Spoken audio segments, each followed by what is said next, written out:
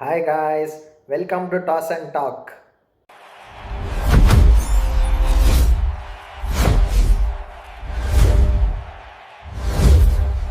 Versus New Zealand finals ಪ್ರಿವ್ಯೂಗೆ ಎಲ್ಲರಿಗೂ ಸ್ವಾಗತ. ಈ ವಿಡಿಯೋ ಶುರು ಮಾಡೋದಕ್ಕಿಂತ ಮುಂಚೆ ನಮ್ಮ ಇಂಡಿಯನ್ ಟೀಮ್ ಆ್ಯಂಗಲಿಂದ ಒಂದು ಮಾತಾಡೋಕ್ಕೆ ಇಷ್ಟಪಡ್ತೀನಿ. ಗೌತಮ್ ಗಂಭೀರು ಇಷ್ಟೇ ಹೇಳಬೇಕು ಇಂಡಿಯನ್ ಟೀಮಿಗೆ, ಹೊರಗಡೆ ಏನು ತಲೆ ಕಟ್ಸ್ಕೊಂಬೇಡ್ರಪ್ಪ. ಎಷ್ಟೇ ಸ್ಟ್ರಾಂಗ್ ಅಪೋನೆಂಟ್ ಇದ್ರೂ ಇವಾಗ ನ್ಯೂಜಿಲೆಂಡ್ ಅಂತ ಬಂದಾಗ ಅವ್ರನ್ನ ವೀಕ್ ಅಂತ ನಾವು ಹೇಳೋಕ್ಕಾಗಲ್ಲ. ಯಾಕಂದರೆ ಎಲ್ಲ ಟೂರ್ನಮೆಂಟ್ಸ್ ಅಂತ ಬಂದಾಗಲೂ ಅಷ್ಟೇ ಅವ್ರು ಸೆಮಿಫೈನಲ್ಸು ಇಲ್ಲ ಫೈನಲ್ಸಿಗೆ ಬಂದೇ ಬರ್ತಾರೆ. ಬಟ್ ಸ್ಟ್ರಾಂಗ್ ಅಪೋನೆಂಟ್ಸಿಗೂ ಒಂದು ವೀಕ್ ಲೂಪ್ ಹೋಲ್ಸ್ ಅಂತ ಇದ್ದೇ ಇರುತ್ತೆ. ಸೊ ಅದನ್ನು ನೋಡಿಕೊಂಡು ಪ್ಲ್ಯಾನ್ ಮಾಡಿಬಿಟ್ಟು ನಮ್ಮವ್ರು ಹೆಂಗೆ ಡಾಮಿನೇಟ್ ಮಾಡಬೇಕು ಅಂತ ಗಂಭೀರ್ ಇಷ್ಟೇ ಹೇಳ್ಬೇಕಷ್ಟೇ. ಇನ್ನು ಜಾಸ್ತಿ ಹೊರಗಡೆದೇನು ಇದು ಮಾಡೋಕ್ಕೆ ಹೋಗಬಾರ್ದು ಮೈಂಡಿಗೆ ತೊಗೊಂಡು. ಯಾಕೆ ಮಾತು ಹೇಳ್ತಾ ಇದ್ದೀನಿ ಅಂದರೆ, ಒಂದು 2 ಡೇಸಿಂದ ಸಿಕ್ಕಾಪಟ್ಟೆ ನೆಗೆಟಿವಿಟಿ ಸ್ಪ್ರೆಡ್ ಆಗ್ತಾಯಿದೆ. ಅಹಮದಾಬಾದು ನಮಗೆ ಅನ್ಲಕ್ಕಿ ಗ್ರೌಂಡು, ನಾವು ಸೋಲೋ ಚಾನ್ಸಸ್ ಇದೆ, ಲಾಸ್ಟ್ ಇಯರ್ ಹಂಗಾಗಿತ್ತು, 2 ಇಯರ್ಸ್ ಬ್ಯಾಕ್ ಹಂಗಾಗಿತ್ತು, ಆಮೇಲೆ ಕೆಲವೊಂದು ಟೆಸ್ಟ್ ಅಂತ ಬಂದಾಗಲೂ ನಾವು ಸೋತಿದ್ದೀವಿ, ತುಂಬ ಥರ ಹೇಳಿದ್ದಾರೆ. ಬಟ್ ನನ್ನ ಪ್ರಕಾರ ಏನಂದರೆ, ಒಂದು ಪರ್ಟಿಕ್ಯುಲರ್ ಟೀಮು ಚೆನ್ನಾಗಿ ಆಡಿದ್ರೆ ಆ ವೆನ್ಯೂದಲ್ಲಿ ಗೆಲ್ತಾರೆ, ಕೆಟ್ಟದಾಗಿ ಆಡಿದ್ರೆ ಸೋಲ್ತಾರೆ. ಬಟ್ ಹಂಗಂತ ಒಂದು ಸ್ಟೇಡಿಯಂ ನಮಗೆ ವಿಲನ್ ಆಗೋದಕ್ಕಾಗೋದಿಲ್ಲ. ಸೊ ಗಂಭೀರ್ ಇಷ್ಟ ಹೇಳಬೇಕು, ಹೊರಗಡೆದು ಬಿಟ್ಟಾಕ್ಬಿಟ್ಟು just focus on the game ಅಂತ ಅಷ್ಟೇ. ಸೊ ಇವಾಗ ನಮ್ಮ ಇಂಡಿಯಾದು ಟೂರ್ನಮೆಂಟ್ ಬಗ್ಗೆ ಸ್ವಲ್ಪ ಮಾತಾಡೋಣ. ಟೂರ್ನಮೆಂಟಲ್ಲಿ ಅಪ್ಸ್ ಆ್ಯಂಡ್ ಡೌನ್ಸ್ ತುಂಬ ನೋಡ್ಬಿಟ್ಟಿದ್ದೀವಿ. ಈ ಟೂರ್ನಮೆಂಟ್ ಅಂತೂ ಕೆಟ್ಟದಾಗೂ ಸೋತಿದ್ದೀವಿ, ಕನ್ವಿನ್ಸಿಂಗಾಗಿ ಗೆದ್ದಿದ್ದೀವಿ, ಕಷ್ಟಪಟ್ಟು ಗೆದ್ದಿದ್ದೀವಿ. ಸೊ ಇದೆಲ್ಲ ಆಗಿದೆ. ಇವಾಗ 2024 T20 ವರ್ಲ್ಡ್ ಕಪ್ ನಾವು ಗೆದ್ವಿ. ಬಟ್ ಇವಾಗ ಅದನ್ನು ಪಕ್ಕಕ್ಕೆ ಇಟ್ಬಿಟ್ಟು ಓವರಾಲ್ ಎಲ್ಲ ವರ್ಲ್ಡ್ ಕಪ್ಸ್ ಅಂತ ಬಂದಾಗ ನಾವು ಹೆಂಗೆ ಆಡ್ತಿದ್ವಿ, ಯೂಶ್ವಲಿ ಸೆಮಿಫೈನಲ್ಸ್ ತನಕ ಎಲ್ಲರೂ ಡಾಮಿನೇಟ್ ಮಾಡ್ಕೊಂಬರ್ತಿದ್ವಿ, ಸೆಮಿಫೈನಲ್ಸಲ್ಲಿ ಸೋಲ್ತಾಯಿದ್ವಿ. ಇಲ್ಲಾಂದರೆ ಫೈನಲ್ಸ್ ತನಕ ಬರ್ತಾಯಿದ್ವಿ, ಎಲ್ಲರೂ ಡಾಮಿನೇಟ್ ಮಾಡ್ಕೊಂಡು ಫೈನಲ್ಸಲ್ಲಿ ಸೋಲ್ತಾಯಿದ್ವಿ. ಬಟ್ ಈ ಟೂರ್ನಮೆಂಟಲ್ಲಿ ನನಗೆ ಯಾಕೆ ಇಂಡಿಯಾ ಅಪರೆಂಟ್ ಅನ್ನಿಸ್ತಾ ಇದೆ ಅಂದರೆ, ನಾವು ಎಲ್ಲ ಸಿಚುವೇಶನ್ನು ಆಲ್ರೆಡಿ ಫೇಸ್ ಮಾಡಿಬಿಟ್ಟಿದ್ದೀವಿ. 10-2 ಇಂದ 180 ತನಕನೂ ಹೋಗಿದ್ದೀವಿ. ಸೊ ಅಷ್ಟು ಎಲ್ಲ ಥರ ಸಿಚುವೇಶನ್ಸ್ನ ಹ್ಯಾಂಡಲ್ ಮಾಡಿದ್ಮೇಲೆ ಇದು ನಮಗೆ ಒಂಥರ ಈಸಿ ಆಗುತ್ತೆ ಅನಿಸುತ್ತೆ ಗೆಲ್ಲೋದಕ್ಕೆ. ಸೊ ಇವಾಗ ಈ ಸ್ಟೇಡಿಯಂ ಬಗ್ಗೆ ಎಲ್ಲ ಮಾತಾಡೋಣ. ಮ್ಯಾಚ್ ನಡೀತಿರೋ ವೆನ್ಯೂ ಬಂದುಬಿಟ್ಟು ಅಹಮದಾಬಾದಲ್ಲಿ. ನಾಳೆ ಸಾಯಂಕಾಲ ಸಂಡೇ 7 o'clockಗೆ ಗೇಮ್ ಸ್ಟಾರ್ಟ್ ಆಗ್ತಾಯಿದೆ. ಸೊ ಫಸ್ಟು ಈ ಸ್ಟೇಡಿಯಂ ಸ್ಟ್ಯಾಟ್ಸ್ ಬಗ್ಗೆ ಸ್ವಲ್ಪ ಡಿಸ್ಕಸ್ ಮಾಡೋಣ. IPL 2025 ಅಂತ ಬಂದಾಗ ಓವರಾಲ್ 9 ಗೇಮ್ ನಡೆದಿದೆ. ಅದರಲ್ಲಿ 7 ಫಸ್ಟ್ ಬ್ಯಾಟಿಂಗ್ ಆಡಿಯೋರು ಗೆದ್ದಿದ್ದಾರೆ ಆ್ಯಂಡ್ 2 ಮಾತ್ರ ಚೇಸ್ ಮಾಡಿರೋರು ಗೆದ್ದಿರೋದು. ನೆಕ್ಸ್ಟ್ ಇವಾಗ ವರ್ಲ್ಡ್ ಕಪ್ 2026 ಅಂತ ಬಂದಾಗ ಓವರಾಲು 6 ಗೇಮ್ ನಡೆದಿದೆ. ಅದರಲ್ಲಿ 4 ಫಸ್ಟ್ ಬ್ಯಾಟಿಂಗ್ ಆಡಿರೋರು ಗೆದ್ದಿರೋದು ಆ್ಯಂಡ್ ಇನ್ನು 2 ಚೇಸ್ ಮಾಡಿರೋರು ಗೆದ್ದಿರೋದು. ಇದ್ರ ಫಸ್ಟ್ ಇನ್ನಿಂಗ್ಸ್ ಆವರೇಜ್ ಸ್ಕೋರ್ ಬಂದುಬಿಟ್ಟು 189 and second innings average score ಅಂತ ಬಂದಾಗ 182. ಬಟ್ ಇವಾಗ ಯಾವ್ದಾದ್ರು ಒಂದು ಪರ್ಟಿಕ್ಯುಲರ್ ಟೀಮು ಫಸ್ಟ್ ಬ್ಯಾಟಿಂಗ್ ಆಡ್ತಾಯಿದೆ ಅಂದರೆ ಮಿನಿಮಮ್ 206 ಹೊಡಿಲೇಬೇಕು, ಆವಾಗ ಅದೊಂಥರ ವಿನ್ನಿಂಗ್ ಸ್ಕೋರು. ಬಟ್ ಈ ವರ್ಲ್ಡ್ ಕಪ್ ಅಂತ ಬಂದಾಗ 195 to 200 ಇದ್ರೂ ಅದು ಡಿಫೆಂಡ್ ಮಾಡ್ಕೊಂಡಿರೋ ಟೀಮ್ಸ್ ನೋಡಿದ್ದೀವಿ. ಬಟ್ ಇವಾಗ ಕೇಳ್ಬೋದು ಕ್ವಶನ್ನು, ಏನು ಗುರು ಟಾಸ್ ಗೆದ್ಬಿಟ್ಟು ಫಸ್ಟ್ ಬ್ಯಾಟಿಂಗ್ ಮಾಡುವಂಥ ಇದೆಯಾ, ಅಡ್ವಾಂಟೇಜ್ ಇದೆ ಅಂತಿದೆಯಾ? ಬಟ್ ನೋಡಿದ್ರೆ West Indies versus South Africa match ಏನಾಯಿತು, ವೆಸ್ಟ್ ಇಂಡೀಸ್ ಅವರು ಅಷ್ಟು ಹೊಡೆದ್ರು 170+, ಸೌತ್ ಆಫ್ರಿಕಾದವ್ರು ಬಂದುಬಿಟ್ಟು 3-4 ಓವರ್ ಮುಂಚೆನೇ ಚೇಸ್ ಮಾಡಲಿಲ್ವಾ ಅಂತ ಕೇಳ್ಬೋದು ನೀವು. ಬಟ್ ನಾನು ಹೇಳೋದು ಇಷ್ಟೇ, West Indies first of all par ಸ್ಕೋರಿಗೆ ಹೋಗಿರಲಿಲ್ಲ ಒಂದೊಂದು. ಇನ್ನೊಂದೇನೆಂದರೆ, ಅವ್ರು ಕೊಲಂಬೋ ಪಿಚ್ಚಲ್ಲಿ 200 ಹೊಡೆದ್ರೆ ಬೇರೆಯವ್ರು ಬಂದುಬಿಟ್ಟು ಚೇಸ್ ಮಾಡಿಬಿಡ್ತಾರೆ.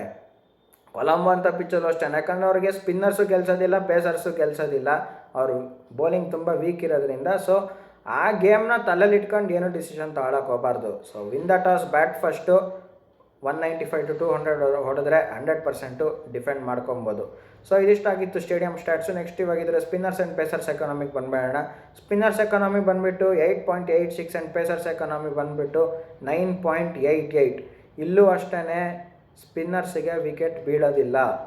ವರುಣ್ ಚಕ್ರವರ್ತಿ ಆಗಿರ್ಬೋದು, ಅಕ್ಷರ್ ಪಟೇಲ್ ಆಗಿರ್ಬೋದು, ಬೇಕಾದರೆ ಎಕನಾಮಿಕಲಾಗಿ ಮಾಡ್ಬೋದು, ಒಂದು ವಿಕೆಟ್ ತೆಗೆದ್ರೆ ತೆಗಿಬೋದು. ಬಟ್ ಹಾಗಂತ ಕಾಸ್ಟ್ಲಿ ಬೇಕಿದ್ರೂ ಆಗ್ಬೋದು. 4 ಓವರಿಗೆ 45 ರನ್ನು ಕೊಡ್ಬೋದು, ಬೇಕಿದ್ರೆ 4 ಓವರಿಗೆ 25 ರನ್ನು ಕೊಡ್ಬೋದು. ಇಟ್ ಡಿಪೆಂಡ್ಸ್ ಅಷ್ಟೇ. ಬಟ್ ಸ್ಪಿನ್ನರ್ಸಿಗೆ ವಿಕೆಟ್ ತೆಕ್ಕೊಡೋದಿಲ್ಲ, ಪೇಸರ್ಸ್ಗೇ ವಿಕೆಟ್ಸ್ ಬೀಳೋದಿಲ್ಲಿ. ಸೊ ಇದಿಷ್ಟಾಗಿತ್ತು spinners and pacers economy. Next ಇವಾಗ ಇದು 3 ಫೇಸಸ್ಸಿಗೆ ಹೊರಟೋಗೋಣ, ಯಾವ ಥರ ಯೂಟಿಲೈಸ್ ಮಾಡಿಕೊಂಡ್ರೆ ಟೀಮ್ಗೆ ಗೆಲ್ಲೋ ಚಾನ್ಸಸ್ ಹೈ ಆಗುತ್ತೆ ಅಂತ. ಫಸ್ಟ್ 6 ಓವರ್ಸು ಸ್ಟಾರ್ಟ್ ನಿಧಾನ ಆದರೂ ಪರವಾಗಿಲ್ಲ, 40 to 45 for 1 ಇದ್ದರೆ ಅದೊಂಥರ ಗುಡ್ ಸ್ಟಾರ್ಟೇನೆ. ಸ್ಲೋ ಆಗೋಯ್ತು ಅಂತ ಹೇಳ್ಬಿಟ್ಟು ಮೊದಲೇ ವಿಕೆಟ್ ಎಸ್ತರೆ ಲಾಸ್ಟಲ್ಲಿ ನನಗೆ ಮತ್ತೆ ಪ್ರಾಬ್ಲಮ್ ಆಗುತ್ತೆ. ಸೊ 45 for 1 ಇದ್ದರೆ ಅದೊಂಥರ ಒಳ್ಳೆ ಸ್ಟಾರ್ಟು. ನೆಕ್ಸ್ಟು 15 ಓವರ್ಸ್ ಅಷ್ಟೊತ್ತಿಗೆ 140 for 3 or 140 for 4 ಇದ್ದರೆ ಅದೊಂಥರ ತುಂಬ ಒಳ್ಳೆ ಗೇಮ್ ಸೆಟ್ ಮಾಡ್ದಂಗೆ. ಲಾಸ್ಟ್ 5 ಓವರು ನರೇಂದ್ರ ಮೋದಿ ಸ್ಟೇಡಿಯಮಲ್ಲಿ 60-65 ರನ್ ಬಂದೇ ಬರುತ್ತೆ ವಿಕೆಟ್ಸ್ ಕೈಯಲ್ಲಿದ್ದರೆ. ಅದು ಇವಾಗ 2 ಟೀಮ್ದು ಬಂದಾಗ ಎಸ್ಪೆಷಲಿ ನಮ್ಮ ಇಂಡಿಯಾದು ಬ್ಯಾಟಿಂಗ್ ಲೈನಪ್ ಡೀಪ್ ಆದ್ದರಿಂದ 100% 60-65 ರನ್ಸ್ ಬಂದೇ ಬರುತ್ತೆ. ಸೊ 195-200 ಆರಾಮಾಗಿ ಹೋಗ್ಬೋದು. ಸೊ ಫಸ್ಟು 6 ಓವರ್ಸ್ ಕರೆಕ್ಟಾಗಿ ಸ್ಟಾರ್ಟ್ ಮಾಡಿಬಿಟ್ರೆ ಆಮೇಲೆ ಇನ್ನು ಆಟೋಮೆಟಿಕಲಿ ರನ್ ರೇಟ್ 10ಗೆ ಹೊರಟೋಗುತ್ತೆ. 15 ಓವರ್ಸ್ ತನಕ 10, 9 ಅದೇ ಥರ ಮೈಂಟೈನ್ ಆಗ್ತಿರುತ್ತೆ. ಬರ್ತಾನೆ ಇರುತ್ತೆ ರನ್ಸು, ಫ್ಲೋನ್ ಸ್ಟಾಪ್ ಮಾಡೋಕ್ಕಾಗೋದಿಲ್ಲ. ಇನ್ನು ಲಾಸ್ಟ್ 5 ಓವರು 60-65 ರನ್ಸ್ ಆರಾಮಾಗಿ ಬಂದೇ ಬರುತ್ತೆ. ಸೊ ಇದಿಷ್ಟಾಗಿತ್ತು 3 ಫೇಸಸ್ಸು. ಇವಾಗ ಪ್ಲೇಯಿಂಗ್ 11 ಬಗ್ಗೆ ಡಿಸ್ಕಸ್ ಮಾಡೋಣ. ತುಂಬ ಸಿಂಪಲ್ ಅಷ್ಟೇ. ಇಂಡಿಯಾ ಅಂತ ಬಂದಾಗ ಇನ್ನೇನು ಚೇಂಜ್ ಮಾಡೋಕ್ಕೋಗಲ್ಲ. ಇವಾಗ ಅಭಿಷೇಕ್ ಶರ್ಮಾ ಬದಲು ಇನ್ಯಾರಾದರೂ ಬಂದು ವಾಷಿಂಗ್ಟನ್ ಸುಂದರ್ ಬಂದು ಸ್ಯಾಮ್ಸನ್, ಇಶಾನ್ ಕಿಶನ್ ಎಲ್ಲ ಓಪನ್ ಮಾಡ್ಬೋದು ಅಂದರೆ ನನ್ನ ಪ್ರಕಾರ ಹಂಗೆ ಮಾಡೋದಿಲ್ಲ. ಹೇಳ್ತಾರೆ ನೋಡು ಗುರು ಇದು ಒಂದು ಗೇಮ್ ಆಡ್ಕೊಡು ಸಾಕು, ಎಲ್ಲ ಮರ್ತೋಗ್ತಾರೆ ನೀನು ಚೆನ್ನಾಗಿ ಆಡಿಲ್ದೇ ಇರೋದು ಅಂತೆಲ್ಲ ಪಕ್ಕಾ ಹೇಳ್ತಾರೆ. ಬಟ್ ನನ್ನ ಪ್ರಕಾರ ಅಭಿಷೇಕ್ ಶರ್ಮಾಗೆ ಸ್ವಲ್ಪ ಕಾನ್ಫಿಡೆನ್ಸ್ ಲೋ ಇದೆ. ಇವಾಗ ನ್ಯೂಜಿಲ್ಯಾಂಡ್ ಸೀರೀಸ್ ಮೇಲೆ ಹೊಡೆದಿದ್ರು ಕರೆಕ್ಟು, ಬೈಲ್ಯಾಟ್ರಲ್ ಬಂದಾಗ 350 ಹೊಡೆದಿದ್ರು. ಬಟ್ ಇಲ್ಲಿ ಸ್ವಲ್ಪ ತುಂಬ ಕಾನ್ಫಿಡೆನ್ಸ್ ಲೋ ಆಗಿದೆ. ಏನು ಹೇಳೋಕ್ಕಾಗಲ್ಲ ಪಾಪ, ಇನ್ನು ಯಂಗ್ಸ್ಟರು ವರ್ಲ್ಡ್ ಕಪ್ ಅಂತ ಬಂದಾಗ ಇವಾಗ ನಾನು ಹೇಳ್ತೀನಿ ಬೇಕಿದ್ರೆ 100% ಈ ವರ್ಲ್ಡ್ ಕಪ್ ಮುಗಿದ್ಮೇಲೆ ಇವಾಗ ಇನ್ನೊಂದು ಬೈಲ್ಯಾಟ್ರಲ್ ಸೀರೀಸ್ ಇಡಲಿ, ಅಭಿಷೇಕ್ ಶರ್ಮಾ 100 ಗ್ಯಾರಂಟಿ. ಬಟ್ ಇವಾಗ ಇಲ್ಲಿ ಏನಾಗಿದೆ ಅಂದರೆ ವರ್ಲ್ಡ್ ಕಪ್ ಅಂತ ಬಿಗ್ ಇದನ್ನ ಅವ್ರಿಗೆ ಹ್ಯಾಂಡಲ್ ಮಾಡೋಕ್ಕಷ್ಟಾಗಿಲ್ಲ ಅನಿಸುತ್ತೆ. ನೋಡೋಣ, ಅಟ್ಲೀಸ್ಟ್ ಈ ಗೇಮ್ ಆದರೂ ಬರಲಿ. ಇವಾಗ ಇದಿಷ್ಟಾಗಿತ್ತು ಇಂಡಿಯನ್ 11. ತುಂಬ ಸಿಂಪಲ್ ಅಷ್ಟೇ, ಏನು ಚೇಂಜ್ ಮಾಡೋಕ್ಕೆ ಹೋಗಲ್ಲ ನನ್ನ ಪ್ರಕಾರ. ಇವಾಗ ನ್ಯೂಜಿಲ್ಯಾಂಡ್ 11 ಅಂತ ಬಂದಾಗ ಮೋಸ್ಟ್ಲಿ ಲೆಟ್ರ್ ಬರೆದು ಸೈನ್ ಹಾಕಿ ಯಾರಾದರೂ ರಿಕ್ವೆಸ್ಟ್ ಮಾಡಿ ಕಳಿಸ್ಬೇಕನ್ಸುತ್ತೆ ಅವ್ರ ಕಂಟ್ರಿ ಅವ್ರನ್ನೇ. ಜೇಮಿನಿ ಶಮ್ನ ಬಿಡ್ರಪ್ಪ ಸಾಕು, ಎಷ್ಟು ವರ್ಷದಿಂದ ಆಡಿಸ್ತಾ ಇದ್ದಾರೆ ಅಂದರೆ ಏನು ಪರ್ಫಾರ್ಮೆನ್ಸ್ ಬರ್ತಾಯಿಲ್ಲ. ಹೋದ ಗೇಮು ಡೆವಾಲ್ಡ್ ಬ್ರೇವಿಸ್ದು ಏನೋ ಒಂದು ವಿಕೆಟ್ ತೆಗೆದುಬಿಟ್ರು, ಅದು ಫ್ಲೂಕಲ್ಲಿ ಅವ್ರು ಹೊಡೆಯೋಕೆ ಹೋಗಿ ಔಟ್ ಆಗಿದ್ದು ಅಷ್ಟೇ. ಅಷ್ಟನ್ನು ಬಿಟ್ಟರೆ ಅಲ್ಲ, ನಮಗೆ ಒಳ್ಳೆಯದೇ. ಜೆಮಿನಿ ಶಮ್ನ ಆಡಿಸಿದ್ರೆ ನಮಗೆ ವಿಕ್ಟ್ರಿ ಸಿಕ್ಕಂಗೆ ಅಷ್ಟೇ. ಕೊಡ್ತಾರೆ ಒಂದು ಓವರಲ್ಲಿ 20-25 ರನ್ನು. ಬ್ಯಾಟಿಂಗ್ ಅಂತ ಬಂದಾಗ ಸಿಂಗಲ್ ಡಿಜಿಟಲ್ಲಿ ಔಟ್ ಆಗ್ತಾರೆ. ಸೊ ಇವ್ರು ಬೀಳೋ ಥರ ಕಾಣಿಸ್ತಾ ಇಲ್ಲ. ಬಟ್ ಆ್ಯಕ್ಚುಲಿ ನನ್ನ ಪ್ರಕಾರ ಸ್ವಲ್ಪ ಟ್ಯಾಕ್ಟಿಕ್ಸ್ ಎಲ್ಲ ನ್ಯೂಜಿಲ್ಯಾಂಡ್ ಅವ್ರು ಚೆನ್ನಾಗಿ ಮಾಡೋದ್ರಿಂದ ಜೆಮಿನಿ ಶಮ್ನ ಬಿಟ್ಟು ದೊಡ್ಡ ಮನ್ಸು ಮಾಡಿ ನನ್ನ ಪ್ರಕಾರ ಜಾಕೋಬ್ ಡಫಿ ಇಲ್ಲ ಕೈಲ್ ಜೆಮಿಸನ್ನ ಆಡಿಸೋ ಚಾನ್ಸಸ್ ತುಂಬ ಇದೆ. ಕೈಲ್ ಜೆಮಿಸನ್ ಅನಿಸುತ್ತೆ ನನ್ನ ಪ್ರಕಾರ ಡಫಿಗಿಂತ. ಯಾಕಂದರೆ ಜೆಮಿಸನ್ ಬ್ಯಾಟಿಂಗು ಚೆನ್ನಾಗಿ ಆಡ್ತಾರೆ. ಆ್ಯಂಡ್ ಬೌಲಿಂಗ್ ಅಂತ ಬಂದಾಗ ಅವ್ರ ಹೈಯರ್ ಆರ್ಮ್ ರಿಲೀಸ್ ಏನಾಗುತ್ತೆ ಅಂದರೆ ಕಷ್ಟ ಆಗುತ್ತೆ ಅಭಿಷೇಕ್ ಶರ್ಮಾಗೆಲ್ಲ ಬೌನ್ಸ್ ಆಡೋದಕ್ಕೆ. ಆ್ಯಂಡ್ ಸಂಜು ಸ್ಯಾಮ್ಸನ್ಗೂ ಅಷ್ಟೇ. ಸೊ ಆ ಥರ ಥಿಂಕ್ ಮಾಡ್ತಾರೆ. ಆ್ಯಂಡ್ ಇವಾಗ ಬೈಲ್ಯಾಟ್ರಲ್ ಸೀರೀಸಲ್ಲೂ ಅಬ್ಸರ್ವ್ ಮಾಡಿದ್ರೆ ಇನ್ನೊಂದೇನೆಂದರೆ ಕೈಲ್ ಜೆಮಿಸನ್ ಹೆಂಗೋ ತಪ್ಸ್ಕೊಂಡ್ಬಿಟ್ರು, ಹೊಡ್ಸ್ಕೊತಾ ಇರಲಿಲ್ಲ, ಬೇರೆಯವ್ರಿಗೆಲ್ಲ ಹೊಡಿತಿದ್ರು. ಹೊಡ್ಸ್ಕೊಂಡಿದ್ರು ಸ್ವಲ್ಪ ಎಕನಾಮಿಕಲಾಗಿ ಚೆನ್ನಾಗೇ ಮಾಡಿದ್ರು ಕೈಲ್ ಜೆಮಿಸನ್. ಸೊ ಅವ್ರನ್ನ ಥರ ಚಾನ್ಸಸ್ ಇದೆ. ಇಲ್ಲ ನಾನು ಜೆಮಿನಿ ಶಮ್ನ ಆಡಿಸ್ತೀನಿ ಅಂದರೆ ನಾವು ಥ್ಯಾಂಕ್ಸ್ ಹೇಳ್ಬೇಕಷ್ಟೇ. ತುಂಬ ಥ್ಯಾಂಕ್ಸ್ ಕಂಡ್ರಪ್ಪ, ನಮ್ಮ ಗೇಮ್ ಇನ್ನೂ ಈಸಿ ಮಾಡಿಕೊಟ್ಟಿದ್ದು ಅಂತ. 10 versus 11 ಆಗುತ್ತೆ ಅಷ್ಟೇ ಆವಾಗ.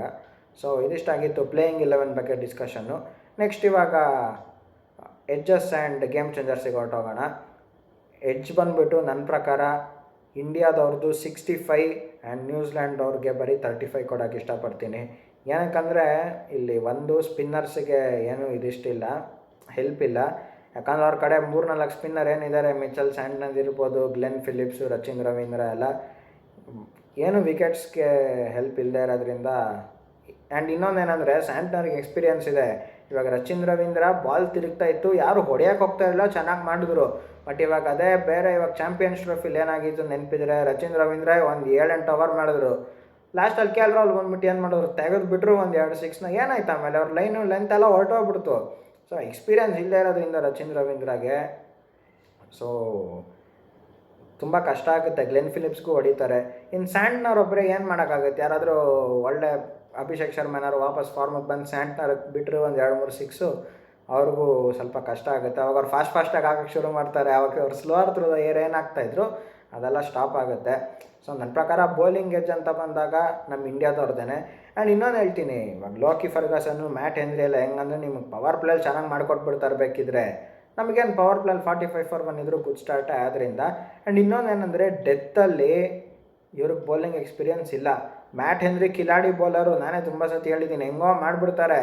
ಬಟ್ಟು ಡೆತ್ತಲ್ಲಿ ಅವ್ರು 100% ಒಳ್ಳೆ ಬೌಲಿಂಗ್ ಮಾಡೋಕ್ಕೆ ತುಂಬ ಕಷ್ಟಪಟ್ಟಿದ್ದಾರೆ. ಲೋಕಿ ಫರ್ಗಸನ್ನು ಅಷ್ಟೇ, ಪಿಚ್ಚಲ್ಲಿ ಏನಾದ್ರು ಹೆಲ್ಪ್ ಇಲ್ಲ. ನ್ಯಾಷನಲ್ ಲೆವೆಲ್ 47 ಟ್ರ್ಯಾಕ್ ಅಂದರೆ ಫರ್ಗಸನ್ನು ಪೇಸ್ ಕೊಡ್ತಾರೆ. ಲಾಸ್ಟ್ ಗೇಮ್ ಏನೋ ಸ್ವಲ್ಪ ಟ್ರೈ ಮಾಡಿದ್ರು ಕಮ್ಮಿ ಮಾಡೋದಕ್ಕೆ. ಬಟ್ ನಮ್ಮ ಇಂಡಿಯನ್ ಬ್ಯಾಟಿಂಗ್ ರೇಂಜ್ಗೆ ಅವ್ರಿಗೆ ಕಷ್ಟ ಆಗೇ ಆಗುತ್ತೆ. ಸೊ ಬೌಲಿಂಗ್ ಎಡ್ಜು ನಮ್ಮ ಇಂಡಿಯಾಗೇನೆ. ನೆಕ್ಸ್ಟ್ ಬ್ಯಾಟಿಂಗ್ ಅಂತ ಬಂದಾಗ ನಮ್ಮ ಇಂಡಿಯಾದಲ್ಲಿ ಇವಾಗ ಅಭಿಷೇಕ್ ಶರ್ಮಾದೇನೋ ಅಷ್ಟು ಗ್ಯಾರಂಟಿ ಇಡೋಕ್ಕಾಗಲ್ಲ. ಸ್ಯಾಮ್ಸನ್ನು, ಇಶಾನ್ ಕಿಶನು, ತಿಲಕ್ ವರ್ಮಾ ಇವರೆಲ್ಲ ಫಾರ್ಮಲ್ಲಿ ಇದ್ದೇ ಇದ್ದಾರೆ. ಸೂರ್ಯಾದ್ ಸ್ವಲ್ಪ ಕನ್ಸರ್ನು. ನೆಕ್ಸ್ಟ್ ನ್ಯೂಜಿಲೆಂಡ್ ಅಂತ ಬಂದಾಗ ನನ್ನ ಪ್ರಕಾರ ಫಿನ್ ಆ್ಯಲನ್ನು ಸೈಫರ್ಟ್ನ ಕಿದಾಕ್ಬಿಟ್ರೆ ಗೇಮ್ ಮುಗೀತು ಅಷ್ಟೇ ಅಲ್ಲಿಗೆ. ಗ್ಲೆನ್ ಫಿಲಿಪ್ಸಿಗೆ ಕಾಲು ಬರೋದಿಲ್ಲ, ನಾನು ಹೇಳಿದ್ದೀನಿ ತುಂಬ ಸತಿ. ಇವಾಗ ಇದು ಹೇಳ್ಬೋದು ಸ್ಪಿನ್ನರ್ಸಿಗೆ ಹೆಲ್ಪ್ ಇಲ್ಲ ಅಂತ, ಬಟ್ಟು ಯಾವುದೋ ಒಂದು ಬಾಲು ಲಕ್ಕಿಗೆ ಮೇಲ್ಗಡೆನೋ ಕೆಳಗಡೆನೋ ಆಗಿ ಆ ಥರ ಏನಾದರೂ ಆದರೆ ಫಿಲಿಪ್ಸಿಗೆ ಕಾಲು ಬರದೇ ಇರೋದ್ರಿಂದ ಅವರೊಬ್ಬರ ಕೈಲೇ ಏನೂ ಮಾಡೋದಕ್ಕಾಗೋದಿಲ್ಲ. ಸೊ ಬ್ಯಾಟಿಂಗ್ ಏಜ್ ಅಂತ ಬಂದಾಗಲೂ ನಮ್ಮ ಇಂಡಿಯಾ ಕಡೆಗೆ ಇದೆ, ಅದಕ್ಕೆ ನಾನು 65 ಆ್ಯಂಡ್ 35 ಕೊಟ್ಟಿರೋದು ನ್ಯೂಜಿಲೆಂಡಿಗೆ. ಸೊ ಇವಾಗ ಇನ್ನೊಂದೇನೆಂದರೆ ಫಸ್ಟ್ 6 ಓವರ್ಸು ಯಾರು ಚೆನ್ನಾಗಿ ಬ್ಯಾಟಿಂಗ್ ಮಾಡ್ತಾರೆ ಆ್ಯಂಡ್ ಲಾಸ್ಟ್ 6 ಓವರ್ಸು ಯಾರು ಚೆನ್ನಾಗಿ ಬೌಲಿಂಗ್ ಮಾಡ್ತಾರೆ ಆ ಟೀಮ್ ಮಾತ್ರ ಗೆಲ್ಲಕ್ಕಾಗೋದು. ಯಾಕಂದರೆ ಲಾಸ್ಟ್ 6 ಓವರ್ಸು ರನ್ಸ್ ಲೀಕ್ ಆಗುತ್ತೆ, ಬರೋದೇ ಗೊತ್ತಾಗೋದಿಲ್ಲ. ಸೊ ಆ ಬೌಲಿಂಗ್ ತುಂಬ ಇಂಪಾರ್ಟೆಂಟ್. ಆ್ಯಂಡ್ ಫಸ್ಟ್ 6 ಓವರ್ಸು ನಾನು ಹೇಳ್ದಂಗೆ ಸ್ಟಾರ್ಟ್ ತುಂಬ ಇಂಪಾರ್ಟೆಂಟು. ಸೊ ನೆಕ್ಸ್ಟ್ ಇವಾಗ ಗೇಮ್ ಚೇಂಜರ್ಸಿಗೆ ಹೊರಟೋಗೋಣ. ನನ್ನ ಪ್ರಕಾರ ನ್ಯೂಜಿಲೆಂಡಿಂದ ಟಿಮ್ ಸೈಫರ್ಟ್ ಅನಿಸುತ್ತೆ. ನಾನು ಏನಕ್ಕೆ ಹೇಳ್ತಾ ಇದ್ದೀನಿ ಅಂದರೆ, ಇವಾಗ ಅವ್ರಿಗೆ ಬೌನ್ಸ್ ಆಡೋಕ್ಕೆ ಕಷ್ಟ. ಈ ಪಿಚ್ಚಲ್ಲಿ ಫಸ್ಟ್ ಆಫ್ ಆಲ್ ಬೌನ್ಸೇ ಇಲ್ಲ. ಆ್ಯಂಡ್ ನಮ್ಮ ಇಂಡಿಯನ್ ಬೌಲರ್ಸ್ ಅಂತ ಬಂದಾಗ ನಾನು ಎಲ್ಲ ಅಬ್ಸರ್ವ್ ಮಾಡ್ತಿದ್ದೀನಿ ಈ ಟೂರ್ನಮೆಂಟಲ್ಲಿ, ಯಾರು ಕೆಳಗಾಗಲಿ ಇಲ್ಲ ಸ್ವಲ್ಪ ವೇರಿ ಏನೂ ಮಾಡ್ತಾಯಿಲ್ಲ, ಎಲ್ಲ ಸ್ವಲ್ಪ ಮೇಲ್ಮೇಲೆ ಹಾಕ್ತಿದ್ದಾರೆ. ಈ ಟಿಮ್ ಸೈಫರ್ಟಿಗೆ ನಾನು ಅಬ್ಸರ್ವ್ ಮಾಡ್ತಾ ಇರೋದ್ರಿಂದ ಈ 2024 ಅಂತ ನೋಡ್ತಾ ಇದ್ದೀನಿ ನಾನು, ಅವ್ರಿಗೆ ಮೇಲೆ ಹಾಕೋ ಬಾಲ್ ಈಸಿ ಹೊಡೆದು ಬಿಡ್ತಾರೆ. ಇವಾಗ ಬೇರೆಯವ್ರು ಸ್ವಲ್ಪ ಕಷ್ಟಪಡ್ಬೋದು, ಬಟ್ ಸೈಫರ್ಟ್ಗೆ ಮೇಲೆ ಹಾಕೋ ಬಾಲ್ ತುಂಬ ಈಸಿ. ಸೊ ನಮ್ಮವ್ರು ಅಷ್ಟು ಇದು ಮಾಡ್ತಾ ಇರೋದ್ರಿಂದ ಮೇಲ್ಮೇಲೆ ಹಾಕ್ತಿರೋದ್ರಿಂದ ನನ್ನ ಪ್ರಕಾರ ಟಿಮ್ ಸೈಫರ್ಟ್ ಗೇಮ್ ಚೇಂಜರು. ಆ್ಯಂಡ್ ಇಂಡಿಯಾ ಅಂತ ಬಂದಾಗ ನನ್ನ ಪ್ರಕಾರ ಈ ಮ್ಯಾಚು ಅಷ್ಟೇ ನಾನು ತಿಲಕ್ ವರ್ಮಾಗೆ ಹೇಳ್ತೀನಿ. ನಾನು ಹೋದ ಗೇಮು ತಿಲಕ್ ವರ್ಮಾಗೆ ಕೊಟ್ಟಿದ್ದೆ, ಈ ಗೇಮು ತಿಲಕ್ ವರ್ಮಾ. ಯಾಕಂದ್ರೆ ಅವ್ರು ಎಲ್ಲಿ ಕಳಿಸಿದ್ರು ತುಂಬ ಚೆನ್ನಾಗಿ ಆಡ್ತಾಯಿದ್ದಾರೆ. ನಮಗೇನು ಗುರು ನಂಬರ್ 7 ಕಳಿಸು, 5 ಕಳಿಸು, ನಾ ಬಂದ್ಬಿಟ್ಟು 3-4 6 ಹೊಡಿತೀನಿ ಅಂತ. ಸೊ ತಿಲಕ್ ವರ್ಮಾ ನನ್ನ ಪ್ರಕಾರ ಗೇಮ್ ಚೇಂಜರು. ಸೊ ಇದಿಷ್ಟಾಗಿತ್ತು post match pre match analysis. ಇವಾಗ ಇನ್ನೊಂದು ವಿಷಯಕ್ಕೆ ಬಂದ್ಬಿಡೋಣ. ಕಮೆಂಟ್ ಸೆಕ್ಷನ್ನಲ್ಲಿ ಒಬ್ಬರು ಕೇಳಿದರು ನಮ್ಮ ಸಬ್ಸ್ಕ್ರೈಬರು ಲಾಸ್ಟ್ ವೀಡಿಯೋದಲ್ಲಿ, ಬ್ರೋ ನ್ಯೂಜಿಲೆಂಡ್ ಮೇಲೆ ಗೆಲ್ಲಕ್ಕೆ ಏನಾದರೂ ಒಂದು ಟ್ಯಾಕ್ಟಿಕ್ಸ್ ಹೇಳಿ ಬ್ರೋ, ಹೆಂಗೆ ಬ್ರೋ ಗೆಲ್ಲೋದು ಅಂತ.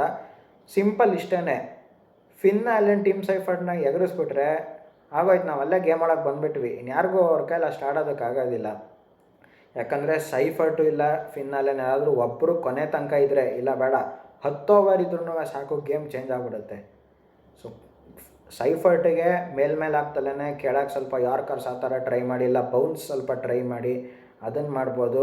ಆ್ಯಂಡ್ ಫಿನ್ ಆ್ಯಲನ್ ಅಂತ ಬಂದಾಗಲೂ ಅಷ್ಟೇ, ಅವ್ರು ಹೊಡಿತಾರೆ ಕರೆಕ್ಟು, ಬಟ್ ಅದು ಅವ್ರಿಗೂ ಒಂದು ಒಳ್ಳೆ ಸ್ಟ್ರಾಟಜಿ ತೊಗೊಂಬಂದರೆ 100% ನಾವು ಗೆಲ್ತೀವಿ. ಆ್ಯಂಡ್ ಫಿನ್ ಆ್ಯಲನ್ ಇನ್ನೊಂದೇನೆಂದರೆ ಎಜ್ಜುಗಳಾಗ ಜಾಸ್ತಿ. ಇವಾಗ ಲಾಸ್ಟ್ ಗೇಮೇ ನೋಡಿದ್ವಿ. ಸೊ ಬೇರೆ ಥರ ಹೆಂಗಾದ್ರು ಟ್ರೈ ಮಾಡಿ ಪೇಸ್ ಕೊಡ್ದಲ್ಲೇ ಏನಾದರೂ ಮಾಡಿದ್ರೆ ಫಿನ್ ಆ್ಯಲನ್ನು ಬೇಗ ಔಟ್ ಆಗೋದ್ರೆ 100% ನಾವು ಗೆಲ್ತೀವಿ. ಆ್ಯಂಡ್ ನಮ್ಮ ಪೇಸರ್ಸು ಅಷ್ಟೇ, ಹರ್ಷ್ದೀಪ್ ಅಂತ ಬಂದಾಗ ಡೆತ್ತಲ್ಲಿ ತುಂಬ ಚೆನ್ನಾಗಿ ಮಾಡ್ತಾಯಿದ್ದಾರೆ. ಬುಮ್ರಾ ಅಂತ ಬಂದಾಗಲೂ ಅಷ್ಟೇ ತುಂಬ ಚೆನ್ನಾಗಿ ಮಾಡ್ತಿದ್ದಾರೆ. ಸ್ಪಿನ್ನರ್ಸಲ್ಲಿ ಏನೋ ಅಕ್ಷರ್ ಪಟೇಲ್ ಒಂದು ಗೇಮ್ ಕಾಸ್ಟ್ಲಿ ಆದರೂ ಲಾಸ್ಟ್ ಗೇಮ್ ಅಷ್ಟು ಬಿಟ್ಟರೆ, ಬಟ್ ಎಕನಾಮಿಕಲ್ಲಿ ತುಂಬ ಚೆನ್ನಾಗಿ ಮಾಡ್ತಾರೆ.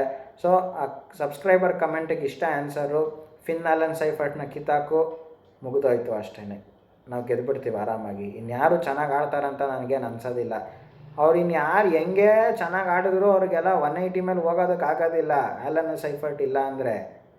ಯಾಕಂದರೆ ನಮಗೆ ಇಲ್ಲಿ 195 ಹೊಡಿಲೇಬೇಕು. ಇವ್ರು 180 ಹೊಡೆದ್ರೆ ಫಸ್ಟ್ ಬ್ಯಾಟಿಂಗ್ ಆಡ್ಬಿಟ್ಟು ನಮಗೆ ಅಡ್ವಾಂಟೇಜ್ ಅದು. ಇವಾಗ ನಾವು ಫಸ್ಟ್ ಬ್ಯಾಟಿಂಗ್ ಆಡಿದ್ರು ಅಷ್ಟೇ, ನಾವೇನಾದ್ರು 200 ಹೊಡೆದ್ಬಿಟ್ರೆ ಅವರಲ್ಲಿ ಇಬ್ಬರು ಕಿತ್ತಾಕ್ಬಿಟ್ರೆ ಮುಗೀತು ಅಷ್ಟೇ. ಯಾಕಂದರೆ ಡ್ಯಾರಲ್ ಮಿಚಲ್ಗೆಲ್ಲ T20 ಸ್ಪೆಷಲಿಸ್ಟ್ ಅಲ್ಲ. ಸೊ ಓವರಾಲ್ ಇಷ್ಟ ಆಗಿತ್ತು ಪ್ರೀ ಮ್ಯಾಚ್ ಅನಾಲಿಸಿಸು. ವಿಡಿಯೋ ಇಷ್ಟ ಆಗಿದರೆ ಲೈಕ್ ಮಾಡಿ, ಶೇರ್ ಮಾಡಿ, ಸಬ್ಸ್ಕ್ರೈಬ್ ಮಾಡಿ, ಆ್ಯಂಡ್ ಪಕ್ಕದಲ್ಲಿರೋ ಬೆಲ್ ನೋಟಿಫಿಕೇಷನ್ನ ಕ್ಲಿಕ್ ಮಾಡಿ. ಕ್ರಿಕೆಟ್ ರಿಲೇಟೆಡ್ ಏನೇ ಅಪ್ಡೇಟ್ಸ್ ಇದ್ರೂ ನಿಮಗೆ ಫಸ್ಟ್ ಬರುತ್ತೆ.